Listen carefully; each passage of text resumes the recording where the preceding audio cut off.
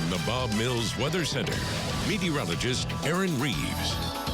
Well, we've been in quite the pattern. Lots of storm systems coming through overnight. Last night, no exception. Here it came from Kansas down through western Oklahoma. Then it kind of pivoted eastward and moved through southeastern Oklahoma.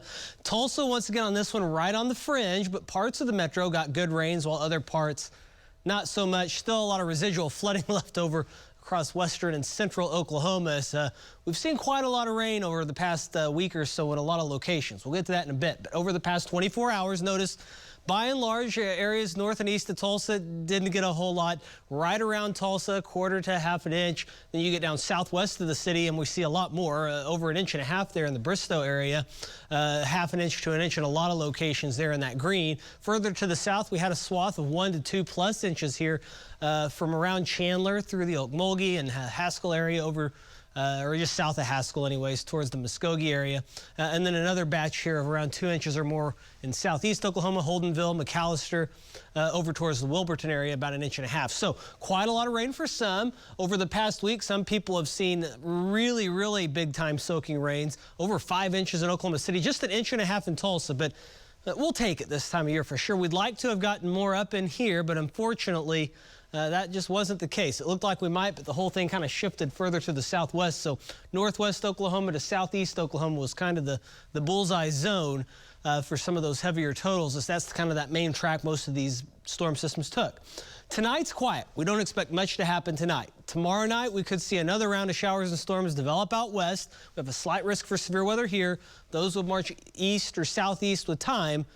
Early Tuesday, giving us another chance, at least for a round of showers and storms. We'll watch that, and over the next week, we still have opportunities to get rain. Once again, tomorrow night, and then a couple of slim off and on chances, and then next weekend. So we still have the opportunity, maybe 1/2 inch to 1 inch across parts of the area, locally higher. We'll keep our fingers crossed for that, because if that panned out, that would hit the areas that missed out this past time on the heavier totals. Today, we're in the 80s. 82 in Oklahoma City, 86 Tulsa, 90s, hundreds down into the south, Albuquerque 100.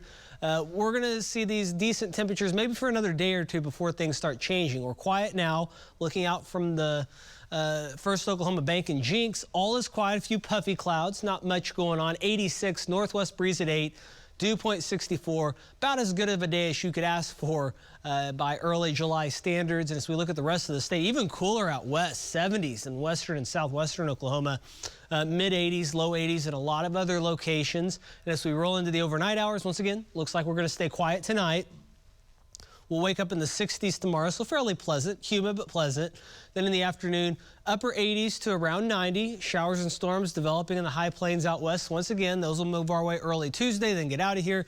Then we'll be back to around 90 on Tuesday, and then the heat really starts to build back in Wednesday and Thursday and maybe Friday before we have another kind of unsettled pattern roll in. And as we take a look at rain chances, the middle of the week when high pressure is a bit more prevalent, rain chances get squashed down a bit, but we could see another front move in as we head toward the weekend.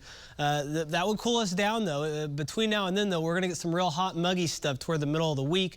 Some of our data wants us to be over 100 in this stretch, but it's so green, so moist outside that just makes it real tough. Not to say it can't happen, it just has to be just right. So we'll see how it pans out, but I held us just below 100.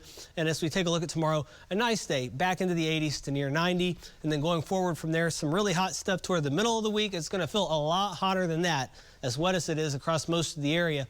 And then as we move into the weekend, another front and more chances for some showers and thunderstorms, especially during those overnight time periods. That's all I have on my end for weather. Hopefully we don't have much more tonight, and it looks like it. Here's a look at what's going on in sports.